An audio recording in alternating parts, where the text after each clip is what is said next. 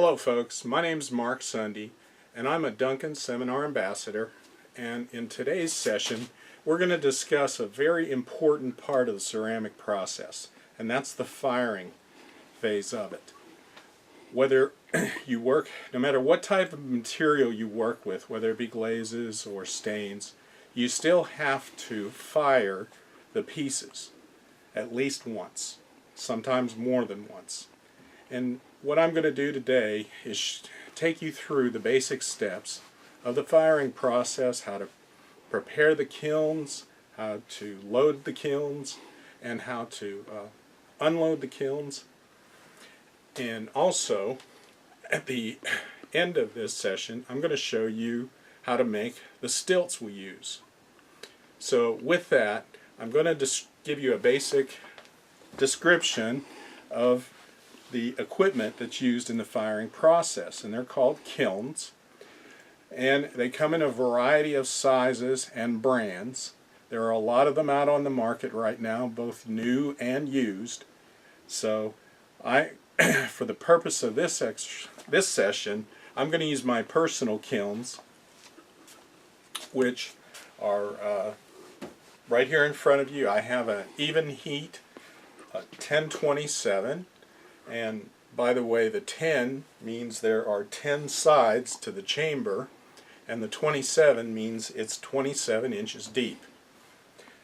And then I also have an older kiln, smaller kiln. It's a Duncan designer kiln, semi-automatic, that uses a setter in it, but also has a timer that shuts off the firing when the time expires. My even heat, getting back to it, is an automatic kiln. It has pre-programmed settings in it to make it easier to control the firing process. Now, I just happen to have these two brands of kiln. As I said, there are many other kilns out there that are just as good and will serve the purpose just as well. But let me talk a little bit about the kilns itself. One of the things that kilns have in common, they're all made about the same way. They consist basically of fire brick. They've got chrome and nickel heating elements in them that when you apply electricity to them, they heat up. And these heating elements are coiled wires that are mounted inside the fire brick on little shelves, I call them.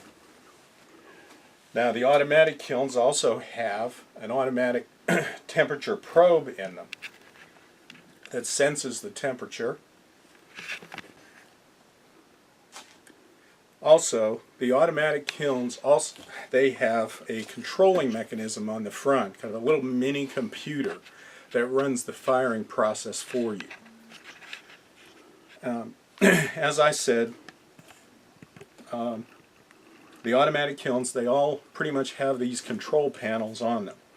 And what I recommend and you're going to hear this several times during this discussion, is you should always refer to your kiln's user manual for specific information about your kiln. Okay, now let me describe the smaller kiln here. This kiln is about 14 inches deep, and as I said before, it's semi-automatic in that it has a porcelain tube that runs through the wall of the kiln to the control panel that contains what's called a kiln setter.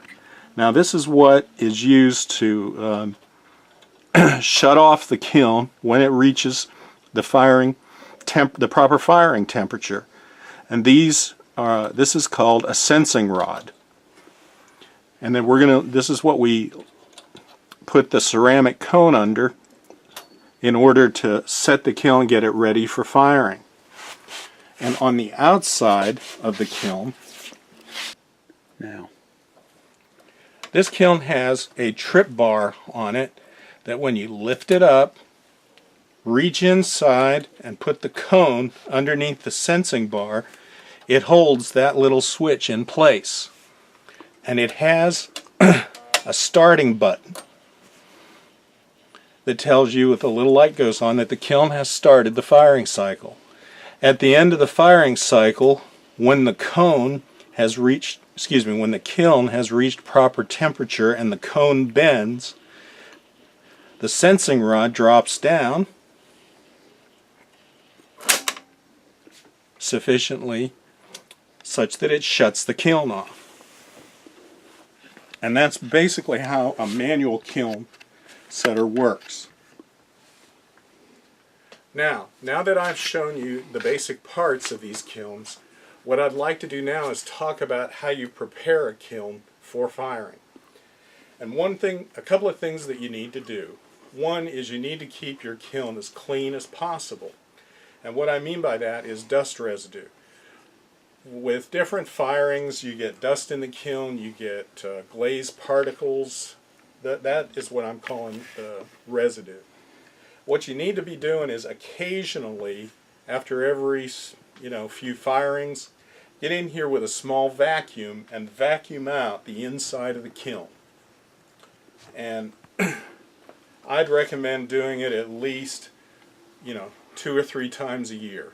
Now if you fire more often, like once a week or something like that, you probably want to do it a little more often. But if you're like me and you fire half a dozen times a month, then every 2 or 3 months it's a good idea to go in here and give it a quick vacuum. It makes a difference because anything that's in this kiln, with the currents from the heat, they float around in there during the firing cycle and they may land on some pieces where you don't want them. So that's why it's a good idea to keep your kilns vacuumed out.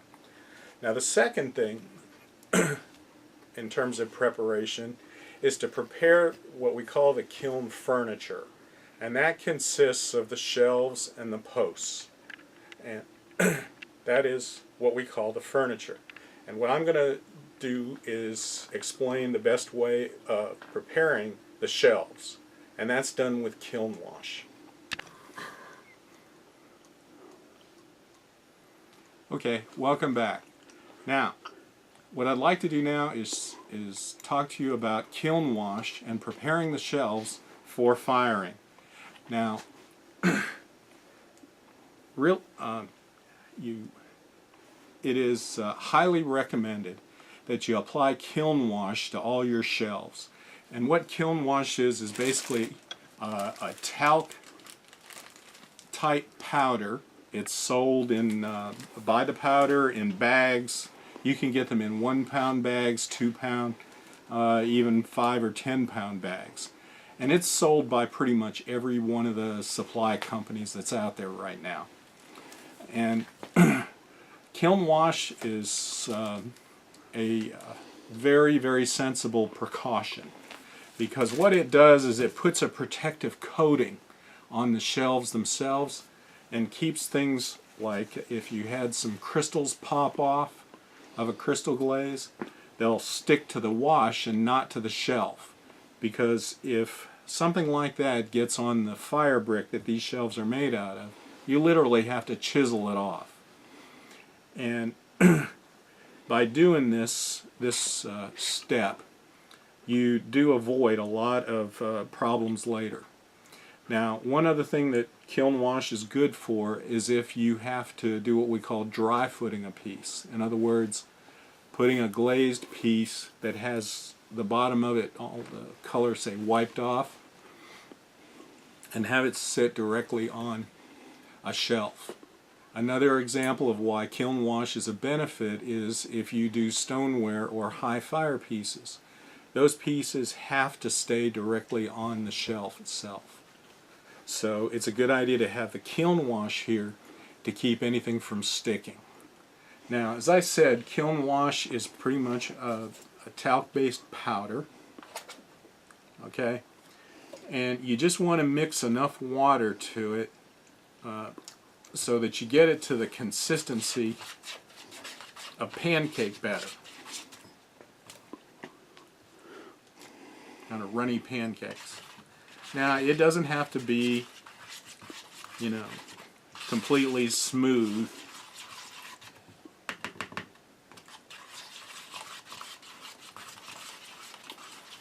because you're going to use a brush to apply this to the kiln shelf.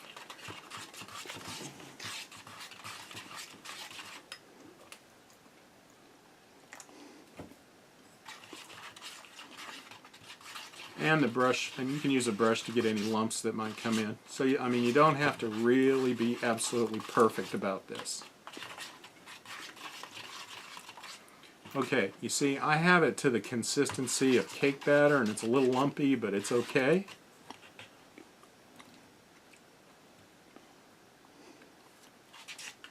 Now, that's the kiln wash.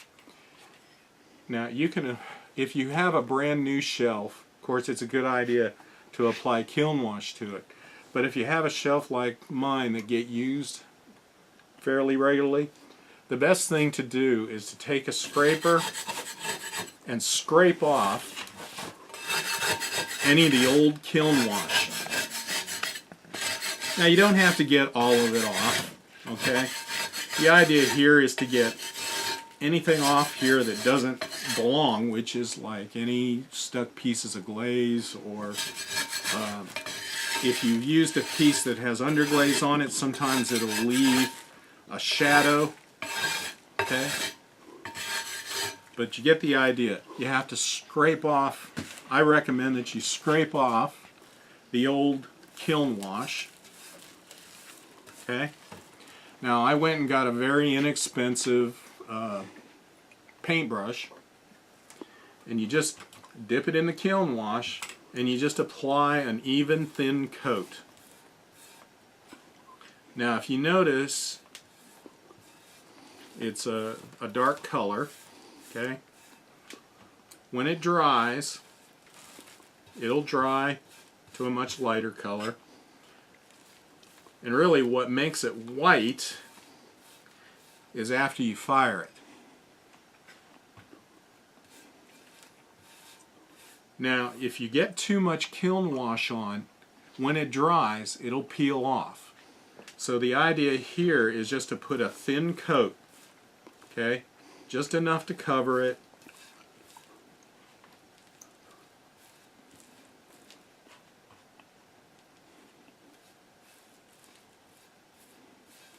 And you see any lumps, the brush will take care of. This may be a little messy, but believe me, it pays in the end. Because when you're firing and you have something that say, even a glaze piece that slips off the stilt or something, believe me, you'd rather have it stick to this kiln wash rather than to the fire brick of the shelf. And so that is basically how kiln wash is applied. Now, I would let this dry, at least 24 hours. And even if it isn't completely dry, that's okay too. It'll get dry when it's put in the kiln and fired. All right? Now, the next thing, the next step in the process that I'd like to talk about is the firing process. I'm ready. Okay, welcome back. All right, the next phase of the firing process that I'd like to explain to you is how we set the temperature of the firing. And it's done with what we call cones. Cones are what measure the temperatures in the firing process. Now, cones come in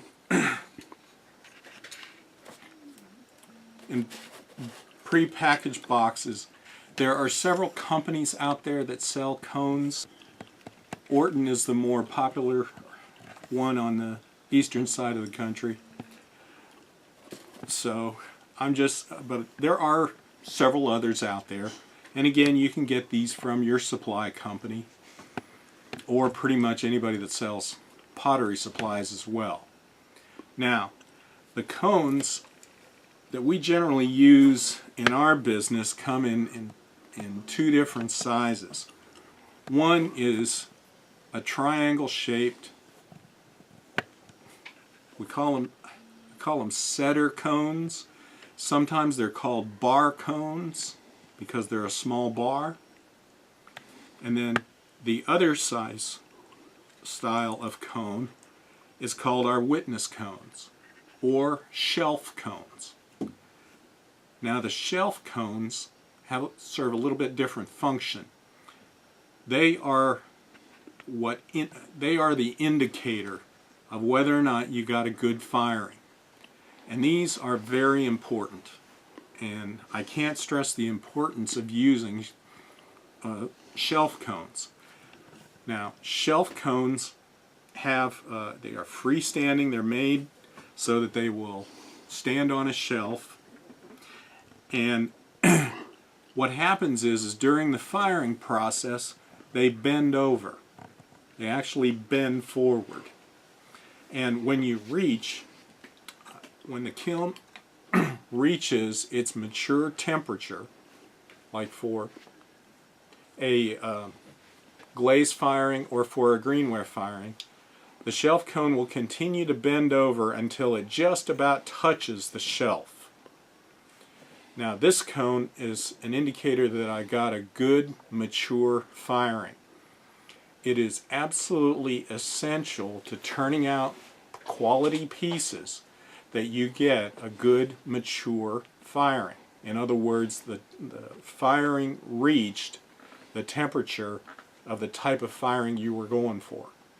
Like if you were going for a greenware firing, get to a certain temperature. And I'm going to show you what those temperatures are in a minute here.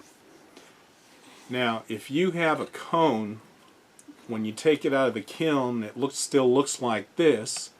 This means the firing was under-fired. It did not reach the appropriate temperature. And then off to the other side here, I have a cone that has not only bent over but laid down a little bit. Now what that means is the temperature went a little bit above the set temperature, and that's okay. The bigger problem is if it's under-fired, because then you're probably going to have to completely refire it again. And by the way, something that's very important, once these cones are fired, they cannot be reused. You discard them. Okay? So, as you can see, the purpose of these witness cones is to judge whether or not you got a good firing, or whether or not the temperature in the kiln reached the desired firing temperature. Under-fired, exactly fired, slightly over-fired is what you have here.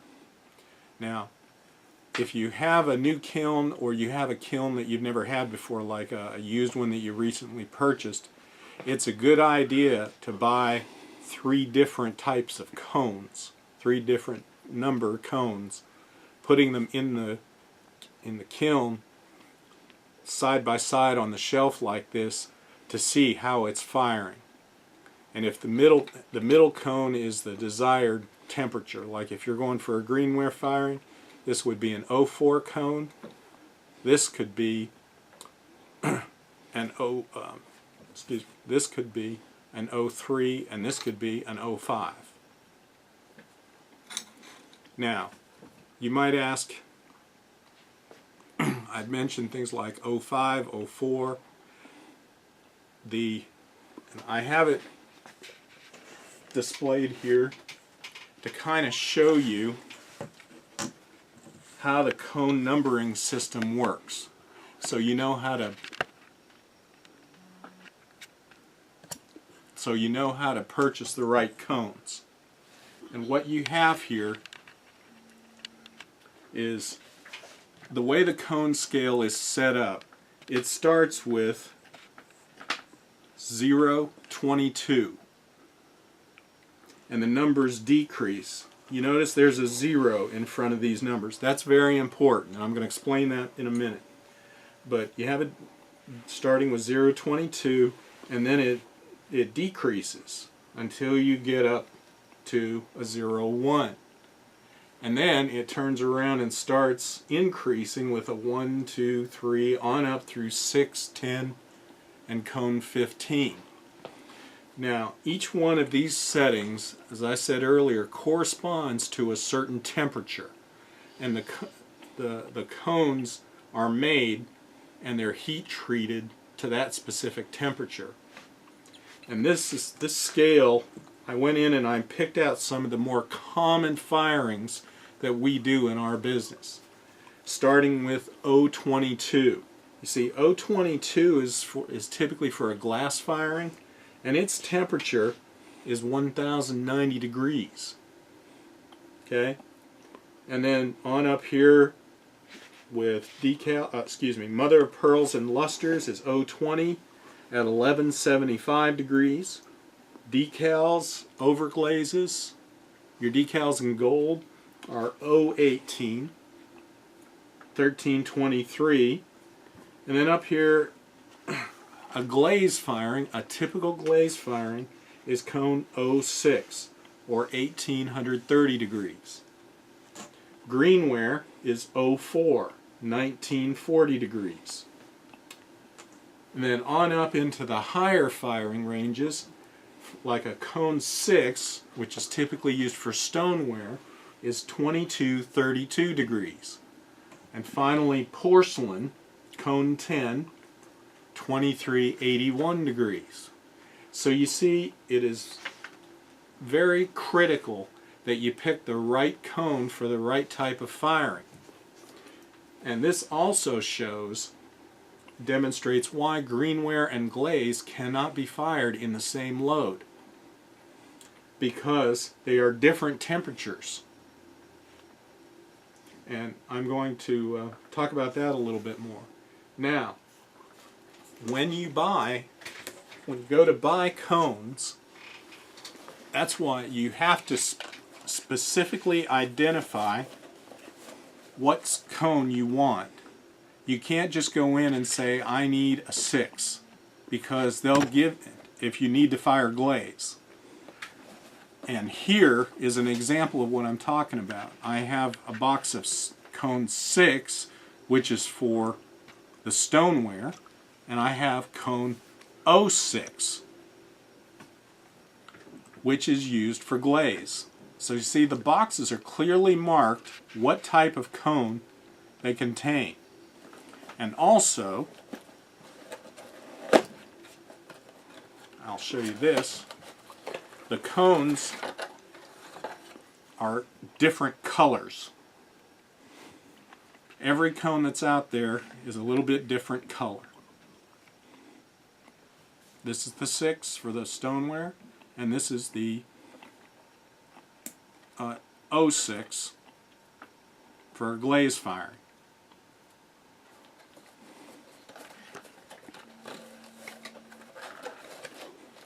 Now, the next topic I'd like to discuss is actually loading the kiln. The next step in the process is loading the kiln. Now, let's say, for the purpose of discussion here, you have a group of pieces here that you've been working on that need fired. And you see there's an assortment of things here, assortment of items. Okay, we have greenware pieces that have been cast, dried, and cleaned, ready to fire. We have some greenware pieces that have underglaze on them. And then we have some glaze pieces that have some different types of glaze on it. One has a crystal, one has envision glazes, and one has a shimmer glaze on it. We've also got a flat plate that needs fired. Okay, so you're thinking, well, okay, I've got to get all this fired. Now, what's the best way of approaching this? Well, the first thing you need to do is to sort these things out and group them. As I said earlier, greenware and glaze cannot be fired together because they need a different temperature for the firing. Glaze needs a cooler temperature than greenware. So, obviously, we're not going to put our 3 glaze pieces in with the greenware. Now, the greenware pieces that have underglaze on them, that underglaze is made for greenware. So it can be fired in a greenware firing. Okay? We even have a piece where the underglaze is on the bottom. And see, that's okay because this can sit directly on a kiln washed shelf. Also, as a little side note, have a couple of pieces here that have inserts or a lid. It's a good idea to fire those together. Don't fire them separately. That way, during the firing process, greenware tends to shrink a little bit. So when you have something that has an insert or it has a lid on it, the best thing to do is to have it in with its corresponding piece so that they shrink together and they won't warp. There's no chance of any warpage going on. Okay, now, so we realize here we need to do a greenware firing and we need to do another glaze firing as a separate firing. So I'm going to move over here. I have a shelf that I have kiln washed. Okay? Now, what I want to do once I get all my greenware pieces together is when you are trying to decide how to load this, a good idea is to kind of group them according to height and get some pieces together that are, you know, relatively close to the same height. And this group of pieces right in here fall into that category. So now imagine this down inside the kiln. So what I'm going to do is, again, it's greenware, so I'm going to set these pieces on the shelf. Now when you're loading greenware, another thing to remember too is greenware can touch. If it touches each other in the kiln like this, it's not going to be a problem. They won't stick to each other. Maybe a different story if you have underglazes. If you have an underglazed piece like this and it touches a piece of greenware, what might happen is it might leave a shadow, or it might leave a little bit of a fading effect, on a bleeding effect. Okay, so it's a good idea not to have your underglaze pieces touch each other, but just greenware pieces, if they have to touch each other a little bit, it won't hurt at all. Okay, now I'm going to put on my pieces here. And please exercise care when you're loading pieces in the kiln. Remember, you are handling greenware. It is fragile. Now that I've got my shelf with all the greenware on that I want, one of the things I want to do is, remember I mentioned those witness cones? I put a witness cone down in the center of all this. Because remember, I want to know, it's very important for me to know if that firing got to its mature temperature. Now, say I want to put in my plate. And in order to do that, I'm going to need to add another layer here. There's not room for it on this shelf. Now what I want to do is use kiln posts. And I have some kiln posts laid here so that you can see they come in a variety of different sizes and lengths. And again, all these things can be found at your all the different supply companies. Pretty much they all carry these things. Now what we want to do is we want to find a post that'll be high enough so that that next shelf will be above the tallest piece in your grouping here. And also, it's a good rule of thumb to remember is you want at least a ½ an inch to an inch of clearance above the tallest piece, between the tallest piece and the shelf above it.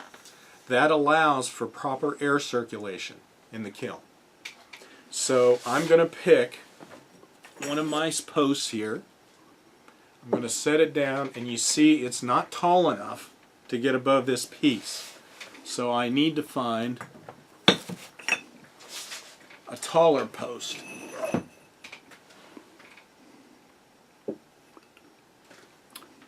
And see, this gives more than enough clearance above this piece, because this vase is tallest. It's taller than all the others. This is going to be my indicator, and you see it's good maybe about an inch, inch and a half. So this is a good selection for a post. Now, you have to adequately support the shelf that's above it. So you should use at least 2-3 posts, because you don't want the shelves above this wobbling, and you certainly don't want a shelf collapsing down on all your hard, pretty work here. Now, also, because I only have the one piece left that I need to put in the kiln, I'm going to use a half shelf. And again, shelves, full shelves, half shelves, they're sold by pretty much all the different supply companies and distributors out there. Now, you see, I've got my 3 posts set up kind of in a triangle pattern, because I want it to give this half shelf sufficient support. And you see, it's not wobbling. Now, I've got room for my small plate. Now, what I'd like to do too is, say this is coming up at the close to the top of the kiln, I'd put another witness cone on there, because I want to make sure that all my pieces are fired properly. I can't stress enough the importance of using witness cones in the kiln, because if any of these pieces wind up being underfired, then what's going to happen is when the glaze finishes on it, you're running into other problems like crazing, bubbles, shimmering, that kind of effect. Those kind of things that are difficult to deal with. Now, when I come back, I'm going to show this to you. I'm going to put this in my kiln, and I want you to see what it looks like as a loaded kiln. I'm starting. Okay, folks. Now this is what this load would look like when we're getting ready to do our greenware firing. Now, another little tip that I'd like to share with you is, you notice I've got these things built up. They're fairly close to the top of the kiln, and I have a quick and dirty way of making sure that I have enough clearance at the top of the kiln. I use an ordinary wooden yardstick, and I lay it across the kiln. Okay, it's a nice level surface there, and you see between the tallest piece here and the yardstick, there's plenty of clearance. There's that 1/2 inch to 1 inch clearance. And so when you're loading a kiln and say you're getting real close to that lid and you're just not all that sure, this is a real quick and easy way. You can just run this thing across the top of the kiln and make sure you have good clearance all the way across the top surface of the kiln. Now, once you get your kiln loaded, then you have to follow the directions in your user's manual for programming it and turning it on and letting it fire. Okay? Now, I mentioned earlier that we have another firing we have to do, and that's our glaze firing. So the next thing I'm going to show you is how to load glazed pieces. Okay, welcome back. Now the next thing I'm going to show you is how to load glazed pieces.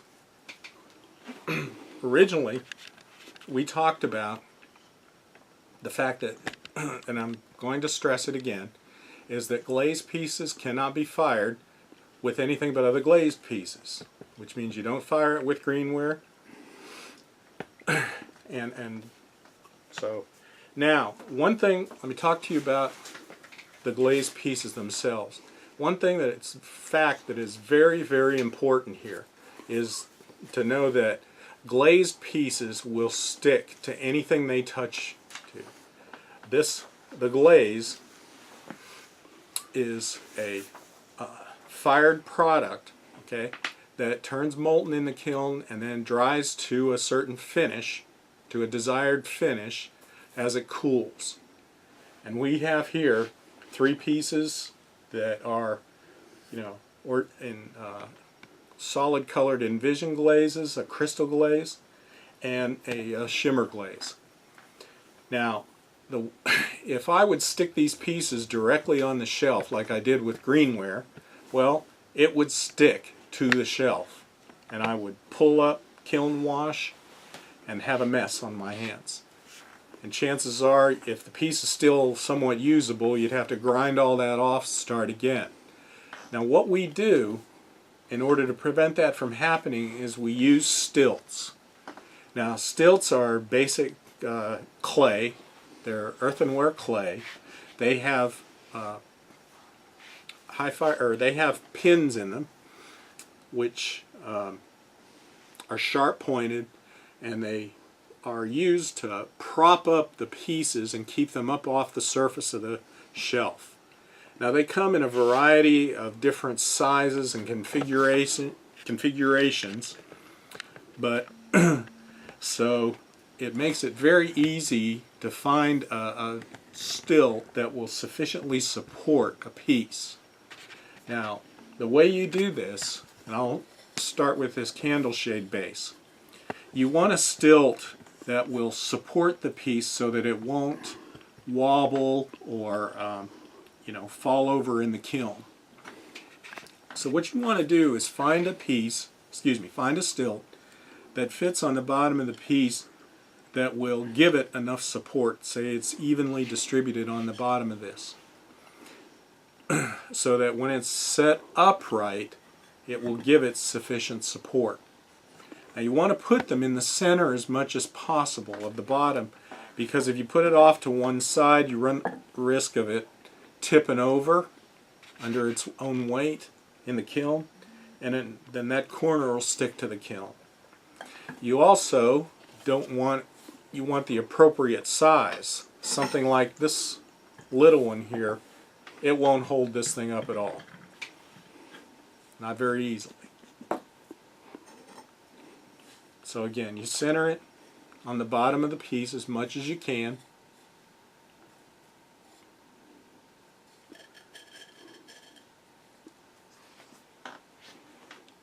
And then gently put them both on the kiln shelf.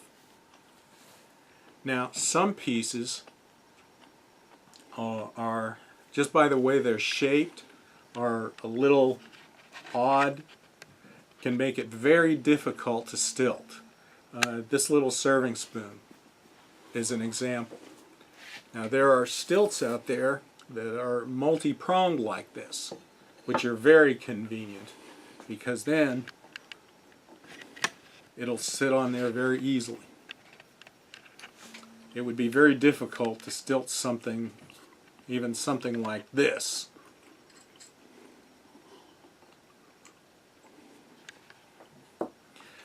So my point is that you really have to pay attention to the piece. You have to think about a little bit how that thing will hold up, because your ultimate goal here when you're putting stilts on is to get the fewest number of pins marks on the piece, because when the piece fires, those stilts will leave what we call stilt marks.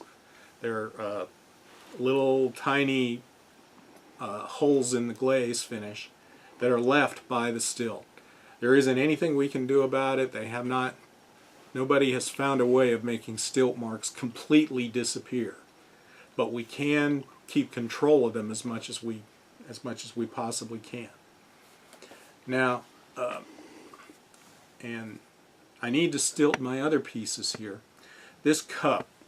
Now, piece of advice, something I've learned, is when you are stilting a cup that has a built-in lid handle like this, the best thing to do to give it good balance is point one of the corners of the stilt at the handle, like this, and it gives it good support.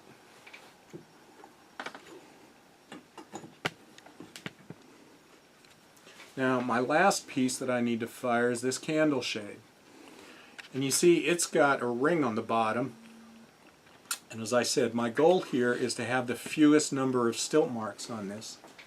So I could use a big multi-prong like this, but you see it just won't fit right.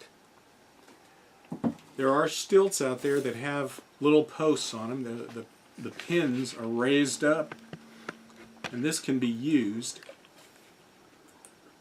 underneath here. And you see, while it's setting on the shelf, it's raised up fairly well. Last but not least is our witness cone. I have an 06 witness cone there. Now,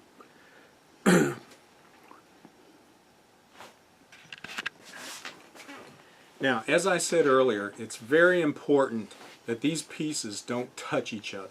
So a good rule of thumb is 1/2 inch clearance between pieces, and also between the walls of the kiln and also the shelves up above. 1/2 inch, at least a 1/2 inch clearance. So, okay, so I have basically set up my glaze firing. Glaze firing takes a little bit more time because you have to choose the proper stilts, but everything else is done the same way. You still choose, if you have other shelves you want to put in, or half shelves, it's still done the same way. You still select the appropriate height of post and set them on the kiln. Now, as I said, glaze pieces, if they touch each other, they'll fire. In the greenware firing session, I mentioned things with lids. Okay? You should always fire lids separately in a glaze firing, because you could fuse the lid to the piece, and then it'll be pretty much ruined. Very little chance of recovering it. So even the lids need to be fired separately. So to give you an idea what I mean by that, you remember I had a candy dish in the greenware firing. Well, this is one that was glazed. It was greenware fired, glazed, and then fired again. But I wanted to show you, just for demonstration purposes, how I stilted this particular piece. Okay, okay, I chose one of these tall posted stilts. Okay, and see, I put it down on the inside, and see, you have the advantage here by putting it on the inside of the lid like this. You don't get any stilt marks on that outer rim. Now, stilt marks, as I said before they're treated, they're very sharp when they come straight out of the kiln. But you see, I still don't have the clearance I need. So one thing I do is just take a post, set it on the shelf, and you can use 2 posts if you need to for stability.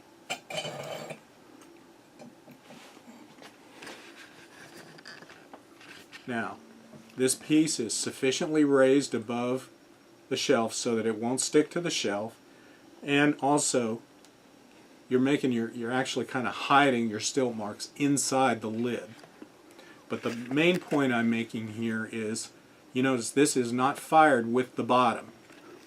It is a separate piece. So all lids, any attachments, anything that is multi-piece that's glazed, you should fire them separately in a glaze firing.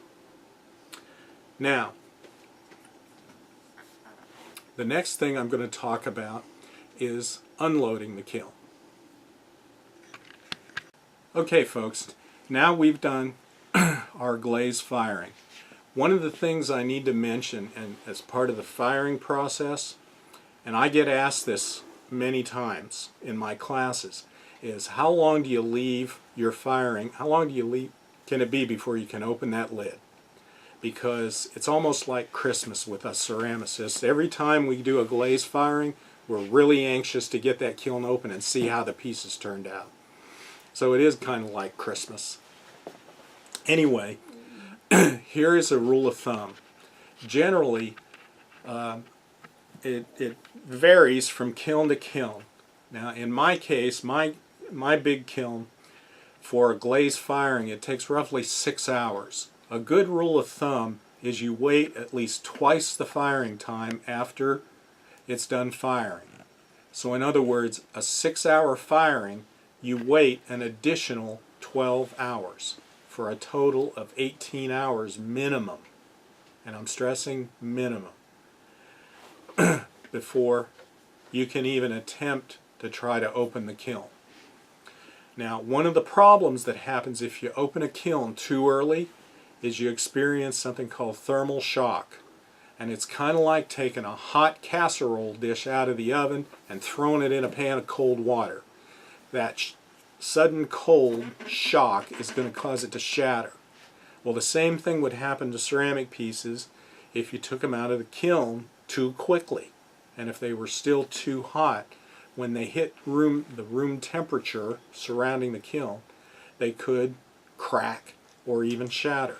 And that's due to thermal shock. So, as I said, firing time plus double. And then what you do is check the temperature. If you have an automatic kiln like mine, where it has the temperature on the front, it'll tell you what the temperature is on the inside of the kiln. I strongly recommend, you don't even think about opening the lid until it's at least down to 120 degrees. That's close enough to room temperature that you won't have a thermal shock problem. Remember, 120 degrees, but as a minimum, firing time plus double the time for cooling afterwards. So if you have a 10-hour firing, like say a porcelain firing or a stoneware firing, that's another 20 hours of cooling time for a total of 30 hours. So like almost a day and a half. Now, getting back to unloading the kiln. Here is a glaze firing that I did, and you notice I have some pieces here. Turned out very well. They're sitting on their stilts, and I have my witness cone, and you notice my witness cone is completely bent over, which tells me I got a good, true 06 firing. Now, most of the time, when you pick up a piece, the stilt will stick to it. Careful of that. Stilts are ceramic like anything else, and if you drop them on concrete, they're going to break. That's not necessarily a disaster, but I just want to warn you, just to caution you, that sometimes they'll stick to the piece, sometimes they won't. I have a piece here, a vase, that I put on a multi-prong stilt because the base here was so small I couldn't give it sufficient support because of the height of the piece. So now back here on this cup, the next thing I'm going to do is just gently pull the stilt off. It should come right off. Now I'm going to do the same with the vase. Okay. Now, this one shows the stilt marks very well. You can see they're little raised pieces of glaze sticking up above the surface of the glaze finish. Now, a word of caution, these are sharp. You could easily get cut or scratched on this. So you need to be careful at this point. Well, you need to be careful throughout the whole process, but especially careful around these because they are sharp. Now, we have two common ways of smoothing out these stilt marks. We use a grinding stone,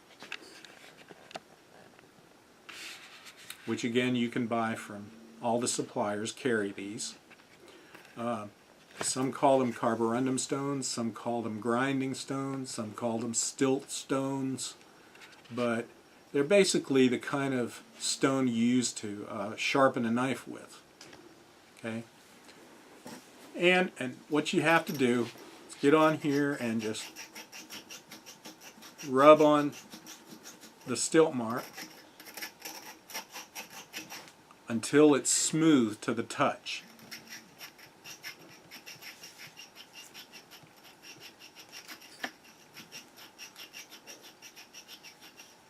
Now, you're never going to make a stilt mark completely disappear, okay? They're going to show here. The best thing you can do is smooth them out as much as you can. I mentioned two common ways of grinding these off. The other way is using a Dremel tool with the appropriate grinding bit on the end. And you can get these at pretty much any hardware type store. But this is just an ordinary Dremel tool. This is very handy if you do a lot of glazed pieces, because it can take a while to grind all this off. If you have, like I said, if you do a lot of pieces. Okay? Now, likewise, you know, I need to grind off my stilt marks. When you grind off stilt marks, let me get back to the vase here to show you. One other thing I need to mention is when you grind them off too, if you want to, what it'll do is it leaves a little bit of a white residue. That'll just come right off. That's not a problem. Now, you also have an option here. Like I said, you're never going to get rid of stilt marks completely. What you could do, though, if you have a piece, you know, and you're afraid of it maybe scratching or marking your furniture, you can always put felt or something like that on the bottom of the piece, too. That's another option you have at this point.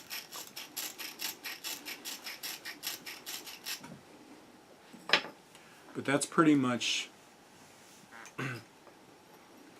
what it takes to do a glaze firing.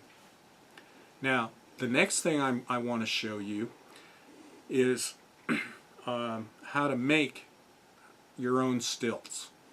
And what I mentioned here is it's even though there are lots of different stilts out there that you can purchase, there is another option that you can make stilts. But before I get to that, there's one other thing that I want to show you. Okay? And when we come back, I want to do another demonstration for you. May not. Okay, folks, another little helpful hint that I wanted to talk to you about is called, I want to show you what a bisque stick is. And it's essentially a piece of scrap greenware that I have fired, soft fired to a cone 018. Now, this was a piece that, you know, I had broken some time ago.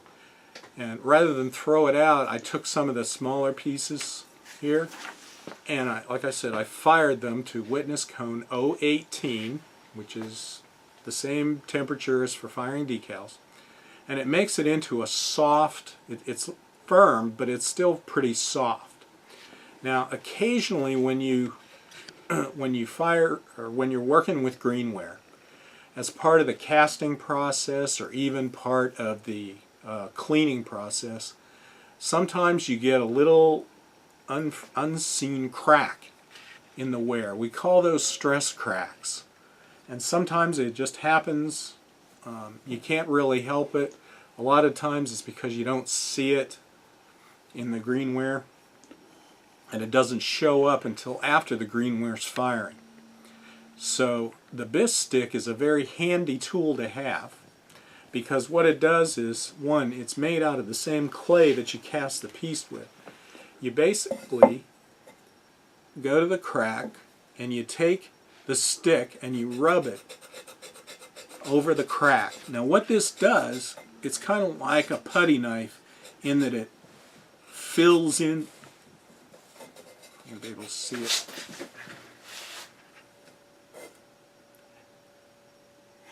It fills in the crack.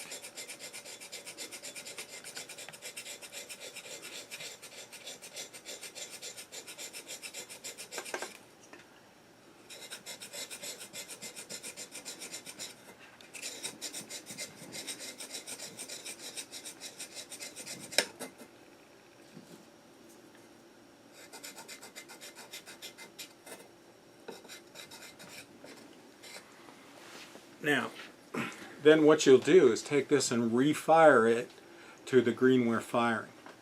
And this is a good way of salvaging pieces as opposed to just throwing them away. So even your scraps can produce a useful tool to you. Now, when we come back, I'm going to show you how to make your own stilts. Okay, welcome back, folks. Now, for the last part of this segment, I'm going to talk to you about making your own stilts. And as you can see here, stilts are started. You use molds, ordinary plaster molds, just like our other molds that we cast our other pieces with. And they come in a variety of different shapes and sizes, and these can be purchased by the supply companies. Even some of the mold companies sell these. Here's one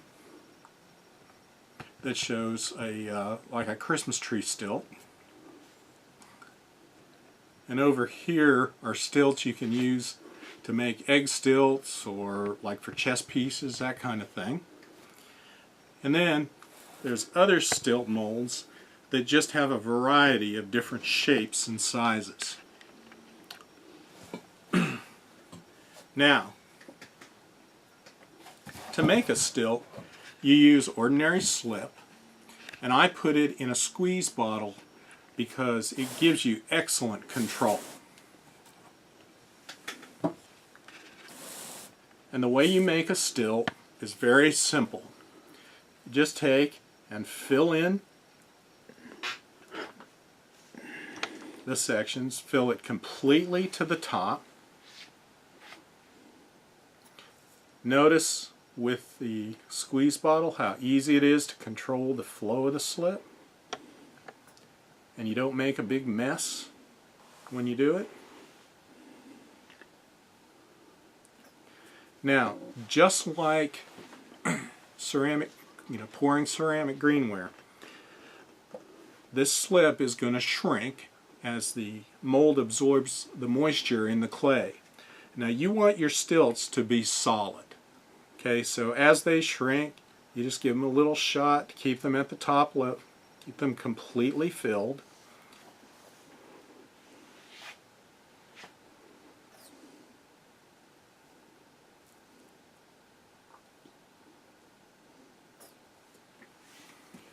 And let them set until they go solid, usually a couple hours. Okay? Now, I have taken the liberty, I cast some and took them out earlier. You take them out when they're leather hard.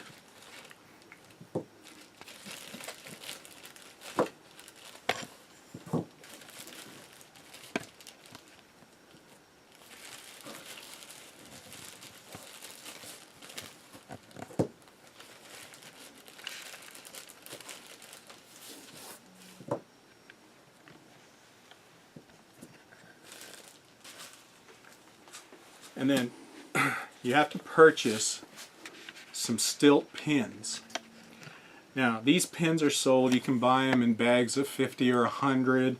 Stilt companies sell them, and then supply companies also sell them. But they're sold by the bag. Now you take them individually, and you see the stilt pin itself has a pointed end. Both ends are pretty sharp and pointed. You have to exercise a little care. And all you do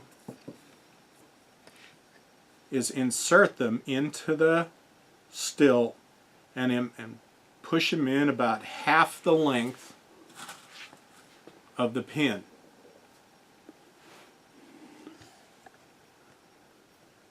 Now you can use your fingers, or you can use a pair of needle nose pliers.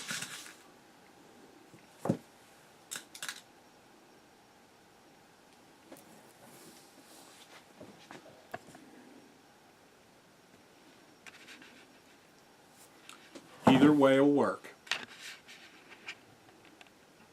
And try to make them as fairly straight as you can. Okay, now to do a stilt that has a number of prongs on it, say like this bar stilt, again, you want to insert halfway,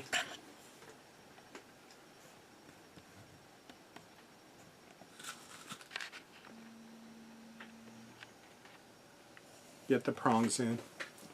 Now, with a stilt like this where they all need to be the same height, I want to show you a little trick to getting an easy way of getting them all the same height. And basically I use a good old wooden ruler. What I do is hold the stilt upright, lay the ruler on top of the pins, and gently press until they're all at the same height. It doesn't take much. It's an easy test. Easy thing to do.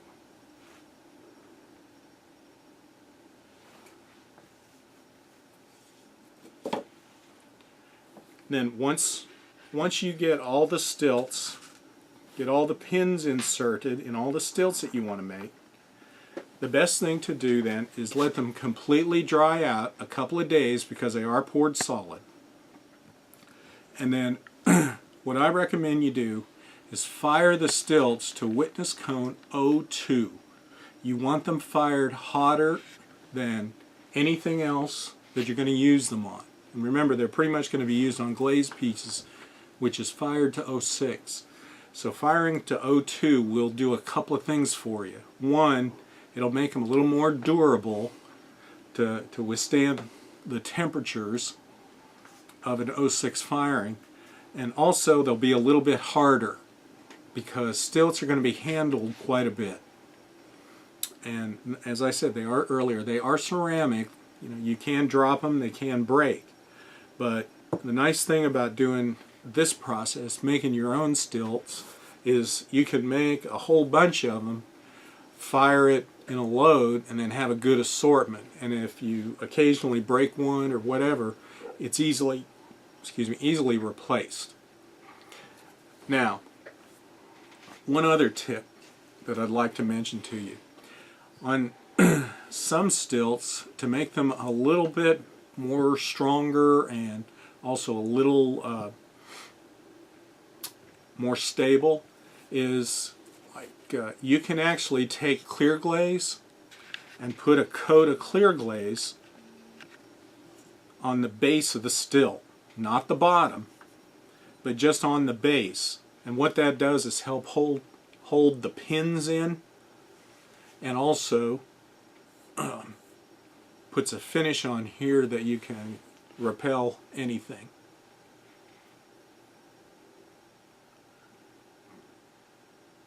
So, and as I said, this is just an option for you.